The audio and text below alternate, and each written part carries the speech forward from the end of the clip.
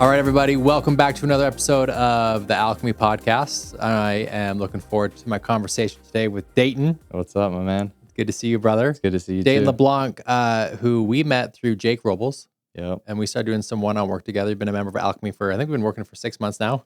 Yeah. And Feels like it's been 20 years. It's been a while, huh? Yeah. We've gone deep. Mm-hmm. And one thing that, I'm really excited to chat about is one thing I really admire about you is your tenacity of like relentless work ethic, given the intensity of your childhood. Yeah. Right. 100%. So as I've learned more and more about you, I've really just been like in awe of like the challenges and the trials you had to overcome. And I've seen you post some stuff on Instagram. So talk to us a little bit about like, give us an insight into the window of young Dayton LeBlanc. What's going on with young Dayton? Young Dayton is a very, very, very scared kid. I grew up in a family of 6 children, a single mom. I'm 19 years old. I still don't know who my dad is. I watched my mom struggle to keep a roof over my head my entire life. I never saw any type of money, and I was a very, very low class kid. And I just had a crazy upbringing. I mean, I knew that I always wanted more for myself. And I knew that I always wanted to help the people that were struggling in my life. And it always sucked to just be like that middle child kid that just could watch everything. And like, I didn't really have that much attention. And so by the time I was like 10 years old, I just knew that I wanted more. I knew that I wanted more. And I had to rewire my brain from like 15 till now to like really figure out like, this isn't the way that life is supposed to be held. And I'm grateful for it, obviously, but it was just an insane experience, and it's unlike any other. What were some of the intense moments, growing up? I feel like the most intense thing that happened to me as a kid was just like watching my mom get abused by men, or being like physically and emotionally, verbally, everything that you can think of. Just my plain eyes, being an 8-year-old kid, watching her get hit by a man, and just like being so little that like I just have no control to help her. Yeah. And it was a tough situation. So, I've never experienced that, and I can't imagine the intensity that could bring. Like, what's going on in your head when you're seeing your mom literally being abused right in front of you? My first thought is like, why is this happening to her? And I know that she doesn't deserve it. She works so hard. She tries her best every single day. And all she wants to do is just provide for her family. Yeah. And she's just trying her absolute best. And sometimes you fall short, and sometimes it's not the best scenario, but I knew that she was always trying. And even though she fell down and she fell really hard and she didn't mean to make the mistakes that she did, she was always trying. And she always wanted her kids to have the best life that she could have. And so I think that she just had a bad experience when she was a kid. And so she didn't have that position to reconnect and rewire her brain. And so like she was just looking in the wrong places for the wrong things at the wrong time. And sometimes you get dealt the wrong cards. But I also feel like it happened in that way for a reason. And I had to see the things that I did so that I could be the one to go do the things that I'm able to do. I mean, that's so intense. Yeah, it's so intense. And I really admire your willingness to fix it. But like, I mean, what do you do when you're a kid? What do you do with that emotion of, I don't know if it was like rage, fear, frustration, like, were there ways of, releasing that? It was really, really fearful. Most of it was like, go hide underneath the bed and like, just like ball up and like cry and like, why me? Poor me. This sucks. Is it supposed to be like this? Does every kid experience this? But a lot of it was just like reading the scenario. I feel like as a little kid, like I was able to read people at a really, really high level. And I listened more than I would ever speak. I never liked to open my mouth because I was always afraid of what would happen. And so I feel like it was scary, very, very scary. And I thought that I was going to die almost every day. And I didn't know what was going to happen. That was the scary part, is every day it was something new. And it was always somebody new. And it was always a different scenario. Maybe there was the police coming up, and maybe it was the church coming by. And it was always the different things that were just happening all the time. And it was just like, it was ups and downs all the time, but I rode the wave for sure. Yeah. Yeah, it's really admirable for you to go through that. I just can't imagine this not having a sturdy foundation through those experiences. Did you ever fear for like your life specifically? I feared more for my mom than I feared for anybody else. Yeah. And I have a lot of love for that woman because she went through some crazy things. And I'm grateful that I got to see some of those things, even though it was so painful for me. I'm so grateful for it. Yeah. How did those shape you? I know how to treat people, and I know what it takes to love somebody the right way, because I saw what it was to love somebody the wrong way. Yeah. And it doesn't always go your way, and some things happen for you, not at you, and people need to start thinking in that frequency. Yeah. And a lot of my life, I feel like I was in that mindset of poor me? Why does it have to go like this? Why did I have to see this? Why was I the poor kid? Why did I cheat? Why did I lie? Why did I steal? Why was I like this? And the reality of it is it's like the things happen in that way for a certain period of time to where like it had to snap and I had to change something, and I'm just grateful. But like, yeah, I mean, I just got a lot of love for people, like Yeah. so much love. What was the point in your life when you realized that your upbringing wasn't normal or healthy? I was $15,000, $13,000 in debt when I was 15 years old. How do you get into $15,000 of debt when you're 15? So my grandpa bought me this car off Facebook Marketplace for $8,500. 2 weeks into having the car, I broke it, being a stupid little 15-year-old boy driving What do you 130 mean? miles an hour, you know? You're just ripping. Yeah, What, driving really you just blow the fast. transmission or what? Yeah, completely blew up the engine. Yeah. And so I'm sitting on the side of the road and I'm having to make the call again, you know? And I'm working a 9 to 5, just barely being able to pay him $200 a month, but can't even do that, you know? $8,500 in debt. And I go to my friend, I'm like, dude, I'm like completely shot right now. Like, I don't know what to do. And he's like, dude, like my cousin's telling me we should go sell pest control in Oklahoma. I'm like, Yeah. all right, whatever. And so I get on this call and we make the decision. We're like, yeah, we're going. And then he's like, you know what? I got another buddy. He says, we're going to go sell solar. He says we can make $200,000. I said, dude, give me the paper. I'll sign the dotted line right now. No ifs, ands, or buts. Yeah. And I committed to a summer. And then my stepdad at the time, he bought me a car for $3,500. He put a $3,500 down payment down. So that's $12,000 there. And then through the rest of that summer, 15 to 16, I didn't have any money, couldn't pay for my food, couldn't pay for my rent, couldn't do any of that. And so my mom gave me a credit card and I maxed it all out. $750 I lived off of for 2.5 months. Yeah. But the end of my summer, 2 weeks later, I got a wire for $13,500 and I paid off all my debt. Change your life. Yeah. And it completely changed the trajectory. When you were able to kind of get away from your environment, right? I'm a big believer that whatever environment you put yourself into, you're going to adapt to that, whether it's helpful or unhelpful, right? What was it like getting out of that environment for you? Were you able to like have a stronger awareness of being like, oh, wow, like I was in an unhealthy experience and some of the stuff that went down with my mom or whatever me was actually just not okay. Were any of those insights able to come through? It was, yes.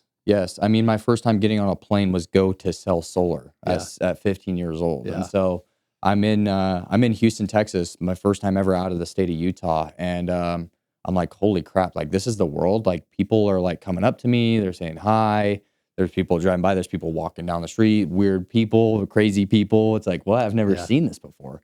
And it was a big eye-opening thing. But it was also like when I had leaders in my corner that actually believed in me, they're like, dude, that's not normal. I'm like, what do you mean that's not normal? They're like, you're not supposed to go through those things.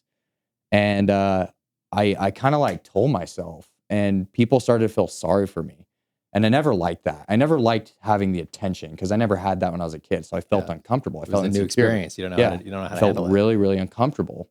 But I felt the love, you know, and I allowed it for the time being. But I was always trying to shy away from it. Yeah, whatever. But yeah, you know, like just try and put it onto you. Yeah. And it kind of hit me. It was like, okay, maybe I could start using this to my advantage.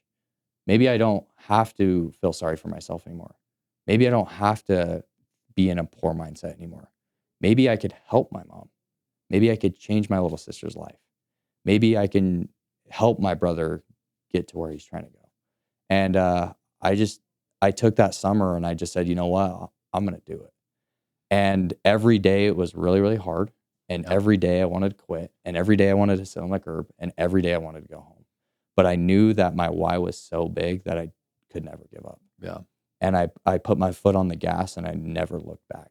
And every day my mom was like, there's no way you're going to sell. And my girlfriend at the time. So your mom was discouraging you? Yes. She didn't believe in she didn't want you to go out? She didn't want me. What was that conversation like? It was tough. It was really, really tough. I had already signed the paperwork before I told her. And so it was kind of like, you don't really get to tell me what to do right now. It's like, I'm in a crappy situation and I need to get out of it. And I know that making $12 an hour flipping burgers isn't going to do that. And so it was like, I'll support you, but I don't believe it. But she checked on me and she made sure I was okay. And she made sure that everything was good, even though she couldn't support me, but she was mentally supporting me. And that was enough for me. Yeah. So you go out and you have this summer, you make 13 grand, you're able to pay off your debts, right? But more importantly, it sounds like you just saw a new way of living, right? Yes. Not just physically going out and learning the skill set of selling, but being in an environment that was supportive of your goals, Yes. right? So talk to us a little bit about some of the big mindset shifts you had in summer number one, and what changes did you make coming home after that first summer? Yeah, I was the kid in school, in high school and in middle school, that couldn't control his emotions. I was the most insecure kid. I never wanted to go to school dances. I always just wanted to sit in my room and just play video games and hide away from the What world. was the story in your head? The story in my head was, What was wrong with you? I can't do it. I can't do it. There's no way I can do it. Nobody in my generation had ever been able to do it. Therefore, I can't do it. Yeah, what do you mean by do it? I can't be successful. Yeah, I can't be. I I'm can't not go to successful. school. No one Yeah. in my family had ever gone to school. No Yeah. one in my family had an education. I'm a failure. Yeah. Yeah. Everybody was just like classic 9 to 5, barely getting by, no more than $30,000 a year. Yeah. That was the trajectory. Yeah. It was, we either smoke weed, we are an alcoholic, or we do drugs and we're in jail. Yeah. That's the trajectory. And yeah, it was like that first summer, I feel like I learned how to perform regardless of how I felt inside. And I learned how to be confident in the decisions I want to make. And even though when everybody decides to go right, I'm going to decide to go left, because I trusted it and I trusted myself, and I learned how to trust myself that year. But I also learned, like, I shouldn't be sorry for myself. Yeah. I should use this to my advantage.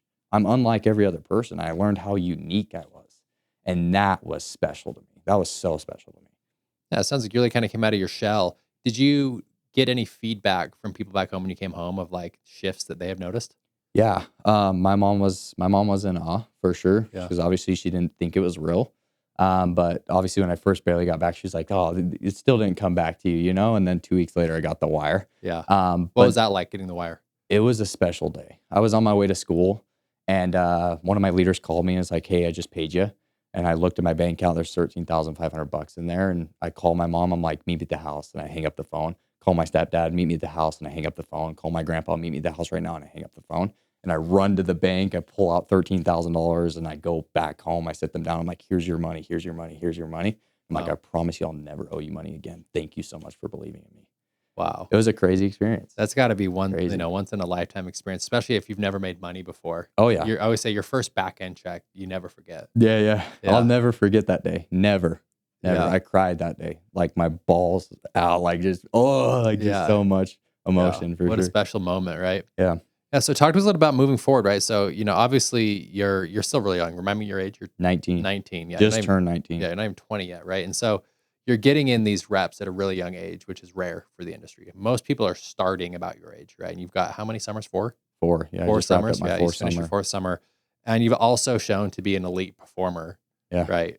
Competing against these guys who are older than you and more experienced than you, and kind of everywhere you went, from Pest, Solar, Vivint, right? You've always been an elite performer. So moving into like more of a sales conversation, first off, one of my favorite questions is, what is the worst advice that you think sales reps are doing right now? Like, what mistakes are they making? Advice you hear consistently that's just not good advice. And secondly, what is not talked about enough in sales strategy to be an elite performer? Yeah. I think the worst advice that somebody can give is it's the pitch. This is the best one-liner you can use every single time.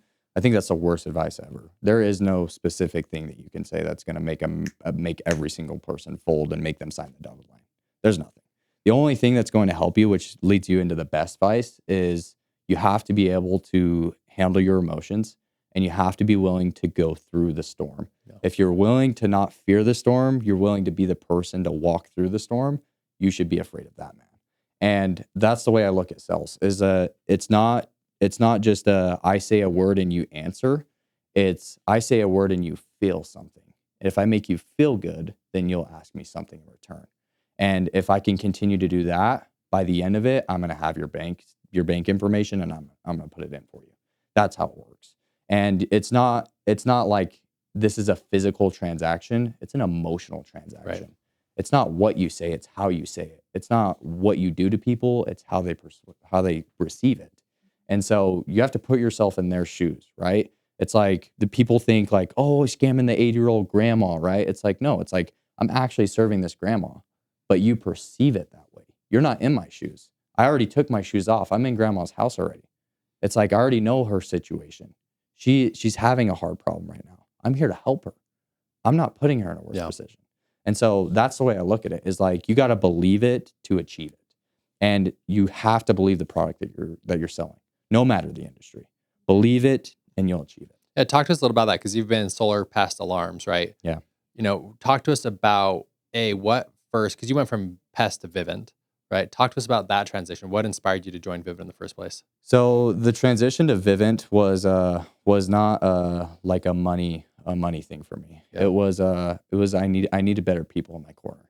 I'd maxed out my potential at my other company, and so I was there for 2.5 years. It was their decision was, hey, you need to move all the way to California and live and market full time.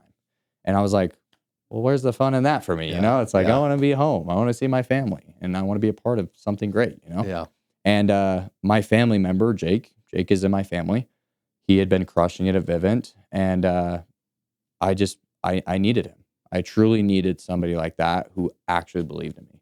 And when he was in my corner, everything changed. Everything. I had somebody that actually believed in me at the highest level. Yeah. At the other place, it was like, yeah, you're here. I believe in you. Yeah, you felt supported. But before that, it was I would sell in their name, and then I would sit in the back of correlation, and they're clapping for somebody else's name, and I get no reward for that. My last business partner stole over like $300,000 from me. Yeah. And I didn't know that. And then I'm seeing the backside of it. I'm like, oh my gosh, why is somebody telling me that I'm so good and they're doing these things to me? It's like my own family member would never do that, and Jake will never do that. Yeah. Yeah. So talk to us about that first jump to Vivint. So you make the jump to Vivint, right? One thing I love about Vivint, I only worked at Vivint, right? So I'm biased. I love Vivint. I had great leadership there. It's not for everyone, right? But for me, it was an absolute incredible opportunity to be connected to some of the best leaders in my life, right? I look at some of my mentors now today that are still my mentors I met at Vivint. And so when you talk about leadership, right, that's one thing Vivint does really, really well, is the quality and the caliber of people is really high, right? So what was that like, going from like a pest control that was kind of to like going to like a true established juggernaut? Yeah. I think the number one thing was just like when you put your back all the way up against the wall and you tell yourself you don't have another option, it's like I'm not dipping myself in two different industries. If I'm going to do something, I'm going to go all in on it. And that's just the way of life. And that's just the way that I'm going to do my life. And so when I made the jump, it was like, I'm not doing this just to do it. I'm doing this so I can be the best. Yeah, go all in. I'm going all in. And so I looked all the leaders that sat me down and I said, I'll be the number one recruiter this year. I'll be the number one prospect. I'll be every single record that you guys have. And then I did it. I did all of it. And I'm still in the top 10 in the entire company. It's like, how am I able to do that? I truly believed it. And I went after it and I made it happen in 6 weeks that I was there. Yeah. Talk to us about leaving Vivint too, because that's the conversation I have a lot too. I have a lot of clients that are at Vivint, and Vivint does a really good job of making you think that you can't make money anywhere else outside of Vivint, which isn't true, right? But Vivint at the same time, one thing that I would say that you can count on is like operations, right? Deliver a product, you're going to get paid, right? And so Vivint does a lot of things. Their culture is incredible. They do a lot of things well. So was that difficult to leave? Yes. Yeah. Of course it is. What I would say to that is like, when everybody fears the storm, don't fear the storm. Fear the man that's willing to walk through the storm. Yeah. And the best people in my life, they're the most hated people that are talked about. And the best person in my life is my best friend and my business partner. And he's the most hated person I know on social media and in my hometown. It's like everybody in my hometown, they hate me, but they don't know me. If they actually sat down with me for an hour and talked to me, they'd be like, oh, wow, this guy's great, right? And so I was looking at it apples to apples. I was sat down. I had 35 guys come out for me that summer. I had 45, but I fired 10. And I looked them all dead in the eyes. And I'm like, you're going to be able to make this much money, live this kind of life, and be this type of person. And I was the only person being able to do that at Vivint. And it was saddening. It was like, I got into this job because I was told I could go chase the stars. And so I wanted that for my people. And I knew that it was there already for solar. And so that was intriguing to me. But obviously it was like midsummer. It's like, I don't know if this is the right move. I don't know if this is good. I don't know if this is bad. But it's like when everybody's scared to jump, that's exactly when you jump. And so we went all in and we had a great finish to the summer. It wasn't the best. We're not the best, but we're humble underneath it. It's like we're going to do numbers that are insane this year. And everybody in our company at New Sun is completely scared of us. And we're brand new. Like everybody's foot is completely off the gas right now. And my foot is completely on it. Yeah. I'm 14 hours minimum in that office, hiring people, in recruiting meetings, making sure I'm fixing my systems and my operations. Yeah. And I'm going to make it a smooth thing. How was the learning curve from selling alarms to solar? How'd that go for you? It's different. Yeah. It's very, very different. Tell us about it. But I feel like going from Vivint to solar is Vivint, you can sell very quickly. Yeah. Solar is knock on the door, conversation, close, deal, install in 5 hours. Yeah. Minimum. Yeah. Right. Done. But solar is you have to hold a connection. And I kind of like that. Yeah. It kind of makes it a little bit more challenging for me. And so I like being able to do that. Yeah. But for my people, it's also a little bit simpler. They get to get paid more upfront on an account and they're happier. But also they work less and they make more money. So it's like, why would I not want to take that opportunity and give that to them? Yeah. But also I look at apples, like I'm making more money too. Yeah. Like I'm happy. Yeah. On a tactical level, what was the hardest part about changing up your pitch in the presentation? Just more on straight sales strategy. It's the sales strategy is the same. It's not what you say, it's the energy that you bring. Yeah. And as long as you're willing to be open and vulnerable and just let them go and be a listener, not a talker, they're going to feel heard and they're going to feel loved. And if they feel loved, they're going to give you more time. And if they give you more time, I got more time to tell you why you need this, right? Yeah. And I feel like Vivint, it's like, okay, we're selling $6,000 Fortivas that the cameras are going to go broken in a year. But it's like apples to apples. Everybody has to charge their phone. Everybody has to have lights. Everybody has to have AC in the summer. It's like we're selling something that people actually need. And so the conviction in my voice is a little bit better. And I know that I'm actually helping 80-year-old grandma because I know that she doesn't need to pay anything for the system. I know that I can't help her out unless I save her money. I'm in that position. So it's like, why would I not want to take that jump, sell something a little bit more high ticket? And I have to wait a little bit longer. That's fine. Delayed gratification. Yeah. I waited 15 years for an opportunity. It's like, I can play this game all day. Yeah. Coaching people in the sales space. I've coached people through transitions, right? I've had people to Pest and Pest to alarms and alarms to Windows and Windows to solar and then solar back to it. So I've kind of had a lot of conversations. Every single time when someone makes a transition, they always wish they knew something that they didn't know before. Meaning you move over and you're like, oh, I didn't realize it was going to be like this, or I didn't realize the pitch was going to be X, or this wasn't quite the way I thought it was. So going back to your transition, what do you wish you knew about the solar industry that maybe wasn't fully explained to you appropriately or in the right way, or maybe sometimes our recruiters try and hide certain things. Yeah. Right. If you could go back, what do you wish you knew before your transition? Spend more time with the customer. Say more. My sell in Vivint was knock to all the way site pre-survey, 15 minutes max. Yeah, it's quick. I was selling anywhere between 4 and 12 accounts a day. In solar, I mean, the most I've sold is 7 in a day, which is great, right? But it's harder. You have to spend more time with them. You have to build a deeper connection. They're signing a 25-year agreement. And if I was in their shoes, how would I feel? I'd want to have a little bit more time. And I look at sales and people flabbergast me when they're like, sales is hard. I'm like, no, sales is easy. The hard part is people are very selfish. You can't be selfish in sales. You have to be selfless. You have to be willing to listen. You have to be willing to love them. You have to be, if they're going to be heavy and dark, it's like, just love, just listen. It's like, sometimes it's going to be hard and you want to open your mouth and you want to talk about your product. But it's like, if people feel heard, they're going to feel loved. And if I felt loved like I did when I got in this industry every single day, I would buy all day long, right? It's like, you just have a conviction towards it. And I don't know, I'm grateful for it. It's like the things that I weren't told, it's like I'm learning. And whatever happens, and it's supposed to unfold that way. And you're supposed to go through tribulations. You're just being tested. And be where your feet are. Don't dip your feet in other ponds. Be in that pond and stick in your pond. And if you're going to say you're going to do something, do that. Yeah, I think the advice too that needs to be talked about in switching industries is that it really depends on your goals. I have people all the time. Hey, should I go to solar? Oh, should I go to Vivint? Oh, should I gotta work at the grit? And my response is the same every time. What's your goals? Yeah. Right?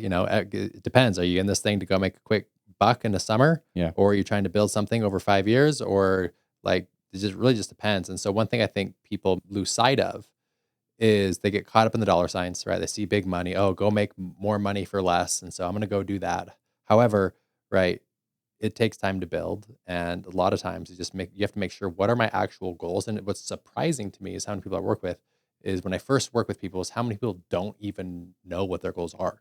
Yeah. Right? Like, what are you actually trying to build here? Are you going to be here for 5 years, 10 years? You want to be a regional? You just want to be the top rep? You want to be the top recruiter, right? It doesn't matter what you pick, right? But you have to be able to pick, you have to know where you're going, Yeah. right? So if me and you were on a road trip and we're in California, right? And I say, hey, Dayton, we're going to Utah. Are we going to be in St. George? Are we going to be in Moab? Are we going to be in Right. Salt Lake City? Are we going to be in Bear Lake? Or I'm saying, hey, Dayton, we're going to 3774 South, 1864 East, Salt Lake City, Utah, 84164, right? Yeah. We know exactly where we're going, right? And so by actually getting this very specifics down of where you want to go, then the decision becomes a little bit easier for you. Oh yeah, way easier. I look at my 17 to 18 year, which was my breakthrough year. You could say is like my Batman winter arc year. My girlfriend left me that year, Yeah. and I freaking blasted off in sales, which was great. But that year, I wrote down everything that I wanted specifically, like the watch that I wear. It was like I want this specific watch on my right wrist, and I wrote it. Yeah. And I want to spend this amount of money. And I wrote it. And then it was like, I wanted the Tesla. I was like, I wanted this color, this year. This is the model. This is what color is inside. And every single one of my goals from 17 to 18, I crushed every single one of them. And now I do it every single year. Yeah. And it's like, boom, boom, boom. And it's like, you just keep shooting. Yeah. and Just rewiring your subconscious the direction you want to go. yeah. Yeah. It's 100%. super powerful. I feel like the number one thing is just like success leaves clues. And I feel like most people are too ego to listen to the clues. And for me, it's like I just want to share the opportunity and give the people that were in a position like me or maybe don't have as much love or somebody that cares for them. It's like I just want to be in the position to give that to somebody. Yeah. And I remember sitting in Alchemy last year and Casey Ball was up and Secret to Living. The secret to living is giving popped up on the screen. And like I'm just sitting there like in awe.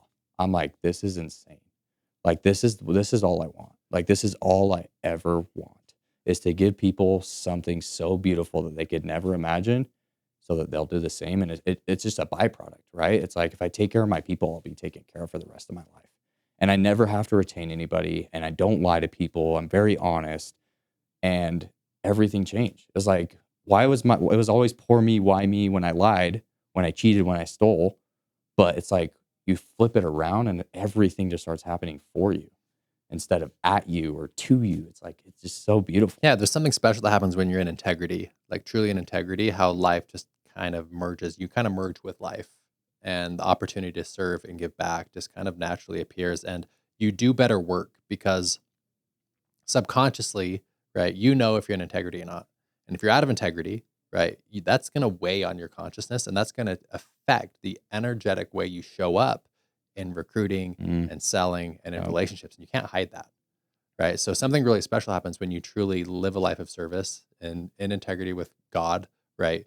That there's just this lightness that kind of moves through your body and joy. When you start engaging with life from that lightness, it feels like you have a different life. Like I talk about this in my first book, Holy Shit, We're Alive, but just like you tune into what's going on and life just merges with you. And rather than fighting with life, you're working with it. Yeah. And these opportunities just kind of unfold in your favor. I feel like this year especially, and I give props to you for it, is just like being able to listen to my body and feeling what flow feels like and being able to surrender to it and being like, I'm not in control. Whatever happens is supposed to happen. And sometimes as a man or a woman, it's like all you ever want to do is just be in control, right? And being able to let go is really, really hard. But if you can do it, it is so beautiful. Yeah, it's one of the greatest skill sets you can learn. Yeah, right? it's your natural state. And everything that's balled up just comes out and it's authentic and it's beautiful and it's just flowing. Yeah. It's like surrendering is the most beautiful thing ever. Yeah. And sometimes it's a hard pill to swallow, or sometimes it's bad people you want to let go to, or it's a bad business, or it's just something terrible that you never thought you would do or ever let go of. But it's like at some point you just gotta let it go. Yeah. Tell me the difference between your sales processes before and after joining Alchemy. Before, I feel like the only reason why I feel like before I was just like, I'm focused on me and I don't need anybody else. It was more of like an ego thing, right? It's like, I'm the best. I can do it. I've shown it. I got receipts, right? Whereas like you got to have people that are farther than you. You got to have people that know the game. You got to have people in your corner that believe in you. And when in the worst scenario, they pick up the phone and they say, yeah, just slow down. The slower you go, the further you're going to get. And it's like, huh? Like what? Just chill out? Like, what do you mean? I'm like, I'm in Yeah. chaos right now. Yeah. And you're just telling me to Spiraling chill out. out. You're Yeah, like, you relax. just surrender to it. I'm like, all Uh-huh. right, it's like, it's hard. But when I listen, it's everything just goes the way it's supposed to. And then all of a sudden it starts happening for me. And then all of a sudden it's like, oh, I am a better leader now. Oh, now I am honest. Oh, now I overcame this trauma. It's like, how is this happening? It's like you just put people in your corner that need to be there. And when they're there, it's like so beautiful. Yeah. It's like, dude, you got people that are just trying to get you to the freaking stars. The worst comes to worst, you land on the moon. It's like, I'm still so far, Yeah. And that's beautiful to me. Yeah. Thank you, brother. Appreciate that. It's been a joy working with you. I want to pivot here because one thing I love that I'm noticing about you, and I want to learn this from you because when I was in the game recruiting, it wasn't done on social media. There were no personal brands. There were no like DMs. It was like maybe a Facebook message, right? When Facebook was cool, right? But like their whole recruiting through Instagram and creating content and getting followers and, I don't know anything about it. It's just a totally different game now. Like it was funny. I actually had Danny Pesci in this chair last week and we were talking about how back in the day, when I was top rep at Vivint, if I were to post like my pitch, legal would get pissed and tell me to take it down. Right. So now it's like, but people are now posting everything. Right. And so it seems like the name of the game now, and like shout out to Noor's a homie, right? I've had him on the podcast. Yeah. He's done a great job building a personal brand. It seems like that's kind of the name of the game now, right? So how do you see recruiting changing, moving? What's the personal brand stuff all about? How does one build a personal brand? How do you recruit off your personal brand? Tell us about your content strategy. Like I'm really curious to learn this because you're doing a great job. The way that the reason why I started a personal brand in the first place is because I remember just like opening my DMs, whether it be a life insurance person or a pest control person, and they're like, hey, what are you doing? I see you're doing this. Why don't you try this? It's like, it's just pushy, right? Nobody wants to be pushed anything. Yeah. The only thing you want to do is attract it. It's like if I go up to a girl at the gym and I'm like, hey, I would love your number. You're so beautiful. I love your outfit, everything. You're so perfect. You think she's going to give me her number? No, it's pushy. People don't want that. People don't want the pushy salesman. You want to pull. And so the way I look at social media is like, be so authentic and so you and give so much free value that they feel so much love and that they change their life with everything that you put out. And naturally, they'll just come to you. And I get messages from people at Vivint, especially. I get them recently. It's been a lot because their back ends are coming, and ADT too. They're like, "Dude, thank you so much. Like your pitch changed my life. I can't believe it. You're such an amazing human being." And these people just look at me like I'm Jesus. I'm like, "Don't do. It's not me. It's the man above. Like listen to him, But the reason why I do the thing that I do is like, I just go back to like 15-year-old me or 14-year-old me that like didn't have an opportunity. And I would be selfish to not share my experience. Yeah. And I think people need to surrender to that. And most people think that it's ego and most people think that I'm just trying to boast. It's like, it's not about me. It's about the people. And it's about changing lives. And it's about looking somebody dead in the eyes and being like, you can actually change your life, make more money. You can actually have freedom. You can provide and protect now. I promise you that. And I can say that with full conviction. It's like I'm a living testimony of it. And I'll eat, sleep, bleed this game till the day I die. Yeah. So let's say someone gets to that place. It's a beautiful place to be. You're in, a place of service, you're loved, you're open, right? And at the same time, we actually have to have a skill set and a strategy, right? So if you're willing to, pop open the hood, right? I think you've recruited how many people this week? 25. You've recruited 25 people this week, right? Like there is a strategy and there is an intention in all of this, right? Yeah. And there is probably a whole list of things you're doing and getting them on a call and getting them to close and getting Yeah. like what are the actual nuts and bolts of your recruiting strategy? My recruiting strategy now is build the people that I told that they can be something bigger now. It's like last year, the people that I recruited, it's like they made great money, but it's time to amp it up, right? And I'm gonna scale the people that I looked at in the eyes and be like, let's go build together, you know? And I want them to make more money. I'm good, you know? It's like I'll go do my own thing. I know how to sell at a high level. I don't need an override. Don't pay me an override, by the way. I don't need it. I'm good. That's how I look at it. And it's like all I want is people to have that same exact opportunity. And so I just take my people that I've already built and that I've taught the skills that I've already built over the last 4 years. And I say, okay, now I'm create me 100 list. I'll reach out to each of them for you. I'll run the meeting for you and I'll put them under you. I'll do that for you. And they're like, oh, easy. Like you're going to do everything for me. It's like, oh, that's cake work. You know, it's like 100 lists next day. Reach out to each and every single one of them. I'm like, hey, I'd love to jump on a call. I see you're active. It looks great. Love to share the opportunity with you. Right? Simple stuff. It's like, but also it's like a lot of it just comes to me. Yeah. What's the And strategy when you get someone on a Zoom? Like, is there a process to that? yeah, I mean, it's pretty simple. Pest control is very easy. Same with Vivint. It's like I played this game, right? And I know how the game is played and I know what they're getting paid and I know the people that they're around and I know the strategy behind it. And I feel like in solar and especially with who I am, I don't care about what company I'm at. I don't care how much I get paid. I just know that if I go work, I'm going to naturally get paid. That's all I know. And so for me, it's like, I don't pitch people on, yo, you're going to have a Lamborghini next year or Yeah. go get the watch, go give your mom $10,000 like I did. I don't do that. What I do is I picture them in a vulnerable state. And when things are really, really hard, I'm right next to them and I'm holding their hand. And people just want people that are going to be there. It's like if I jump off a bridge, I want to know that Doug is like trying to grab me right before I'm about to hit the water, right? It's like those are the people you want in your corner. When my back is turned, I want to know that you're working as well. And so I just pitch people like that. It's like, dude, you're going to see me every single day in my WhatsApp with our entire team. You'll see me at 5 a.m. I say good morning every single morning. At 5:45, you'll see me in the gym every single day, and I never miss. And the day that I miss is the day that I'll give up, and I'll never give up.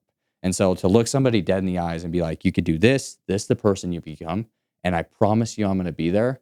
As a man, it's like, I'd never want to miss my word. And I'm always going to be there. It's like if you call me at 3 a.m. and I pitch it on the call too, if you call me at 3 a.m., I promise you I'm going to answer. And they'll test me. And I'm like, Yeah. okay, let's roll. Like I pick Yeah. up the phone and I keep the commitments that I make to myself. Yeah. And because of that, each and every commitment I keep promising myself and I keep crossing off, I keep getting a little bit more confident and a little bit more conviction and a little less insecure and a little more strategic and things like that. And there is no strategy. The strategy is just do the work that nobody else wants Yeah, to just do. provide value to these guys. Let them know that you're in their corner and you believe in them more than they believe in themselves. 100%. I was just with my grandpa and he was just telling me, so obviously I don't know who my dad is and my mom's side of the family is just crazy psycho, right? And he was just telling me he's like the only really staple in our family. He went bankrupt and like restarted his life and now he does great. But he was like, listen, we don't come from a place of talent, but what we do come from is a place of just being willing to outwork everybody. And if you're willing to outwork everybody, the receipts show. And I know that if I just keep showing up and working longer and harder and more intentional, then it's going to pay off. Yeah. And I know that if I give more than I'm trying to gain, I know that I'll win. Yeah. I'm not for myself. I'm for my people. And I'll always take care of my people before I take care of myself. Yeah. And just really having people believe in themselves too again, and then believing also in the program, right? Knowing that other people are bought into it and all in and leading from the front. So now we get these guys on board, right? They're bought in. Dayton's in my corner. We're up at 5 a.m., right? These guys are going to push me. I'm going to become a better man because of this, right? Now, how do you go execute a successful blitz? The way that goes is you lead from the front, and you have to lead from the front. I can't sit up in the pedestal in the golden chair and be like, you can be this type of person and just sit and watch, right, from Utah and be watching their locations. What are you doing not working? You know, Yeah. It's like your job is to go lead from the front. And I'm a trench dog, and I'll always be like that. And I never want to sit up and tell somebody you can be something and not go and execute that with you. I want to hold your hand. And I want to know when things are hard, and I want to take the worst guys and I want to put them in my car group and maybe inspire them, give them a little bit of love, give them some energy, pump them up, give them a freaking energy drink, and let's go to work. You know, it's like I want people like that. And that's just the person I am. I just show up regardless of how I feel. If my mom's angry at me, I show up. If my business partner wants to throw everything away and say, screw all, I'm going to pest control, I just show up. I just keep showing up. And every day it's like, boom, boom, boom, boom. It just shows that I just show up. And I'm just grateful enough to be here. I'm right where I'm at most of the time. And because of that, yeah, I've built what I've built, you know? Yeah, when I was doing a lot of the kind of trainings and speaking for Vivint, I was traveling across, working with multiple teams. And I was able to pick up on very specific skill sets that the top leaders had. And one thing they all had in common is that they manage the system, not the emotion, right? Yep. Everyone's emotions go on a roller coaster in this industry. High highs, like you wake up one morning and it's, I'm going to create generational wealth for my family. And by 4 p.m., you're like, is Burger King hiring? Right? Yeah. That can happen in one day, right? And so we know that these waves are going to continuously come again and again and again. And by the way, like they never go away. The fear of failure, the fear of frustration, the fear of rejection never goes away in door to door, right? But you just get better at handling it. And the one trait that the top leaders all have is they manage that system. So regardless of how I feel, regardless if my guys leave, regardless of the weather, regardless of cancels, I know that from 1 p.m. until 10 p.m. I'm knocking doors. Right. And as I can see that on you. So I really admire it because I know it's the skill set that's required to be the 1%. 100%. It's the Dougie special. I can handle it. Right. And that's the secret key. I tell share more everybody. about that because I actually haven't talked too much about that on that pod.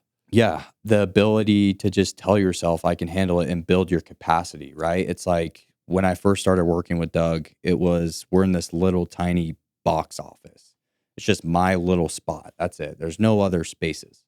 And when fear would come in, it's like, ooh, dang, about to burst, Yeah, it fills the whole room. Yeah. And you need to be able to build your capacity to handle stress, to handle emotions, and you need to be able to put them in each of a chair and say, I see you there, I see you there, I see you there, but I don't let you control me anymore. I'm in control. And you just say, I can handle it.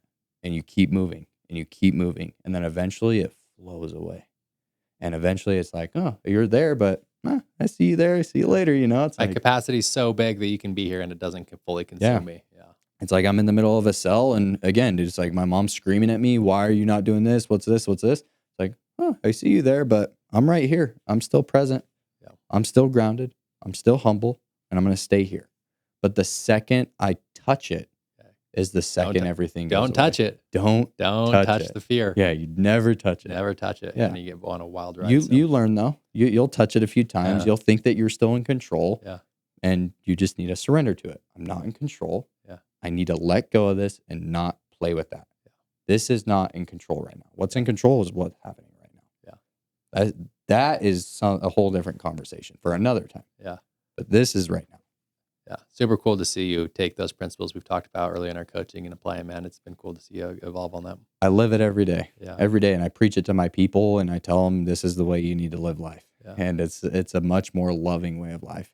And I feel like over the last 6 months, like I've just been an open person. It's like somebody would come to me and I'm like, yeah, I'm hurt right now. They're like, what? I'm like, yeah, I'm hurt right now. Like, why? I'm like, I'm just open. It's like, I used to be so closed off, so afraid. And like, I didn't want anybody to hurt me, but it's like, I'll just be me now. It's like, if I'm hurt, I'm hurt. If I'm happy, I'm going to show you I'm happy, but I'm just going to be me. I'm going to stop. I don't need to pretend who I am anymore. Yeah. And when I show up like that, you feel it. You feel the authenticity. Yeah. And it's natural. And it doesn't feel like, get away from me. Why are you sad? It's like, oh, you're sad. Let me love you. Yeah. Yeah. So. Just being authentic, man. So I'm curious, we have some really big goals. You're grinding unlike you've ever grinded before. What can we expect from Dayton next upcoming season? This year was going to be my biggest year ever. And each year it keeps getting a little bit better. And each year I keep telling myself I want more. And when I want more, I go get more. And work trumps all. And I'm willing to outwork anybody when nobody's watching. And I don't need to tell anybody because talk is cheap. And if I know that if I just go out and I just do the work that nobody else wants to do when nobody else is watching, then naturally I'll gain. But that's just a byproduct. The real product is I just want to show everybody what's possible. And the why is so big that the how is easy. Yeah. And I just live my life in accordance with that. Yeah. And every day is just a blessing to wake up to. I'm breathing. I'm alive. Yeah, we got a big year upcoming. Yes. Yeah, The big biggest year. upcoming. Yeah. Cool. Well, Dayton, you're the man. You're I the appreciate man. you coming on, sharing your wisdom. Thank you. Right. So if anyone wants to get in touch with you, wants to learn more about, actually give you a quick plug. Tell us what War Room is. The War Room is a place for everybody in the door-to-door space when your back is turned. And I feel like in the industry, they love you till you're gone. And so what that pretty much means is they only love you for the value they provide. I don't love you for the value they provide. I love you just as you come. And no matter what you come in as, we all start at the same level. Yeah. And the War Room was started because of that. And we want people to feel welcomed. We want people to feel loved. And we want people to know that when everybody's back is turned, we're still going. And how can people get more info on the War Room? The War Room, you can just reach out to me, and I'm happy to share it with you. We would love to have you. Yeah. Well, Dayton, you're the man. Thanks for coming on, bro. Got so much love for you. I'm so proud of the work you've done the last couple months. I know we've gone really deep on our one-on-ones, and you had some transformational experiences, and it's really cool to see you move through those intense experiences. Much more to go. Love Much you, bro. more. Love you too, homie.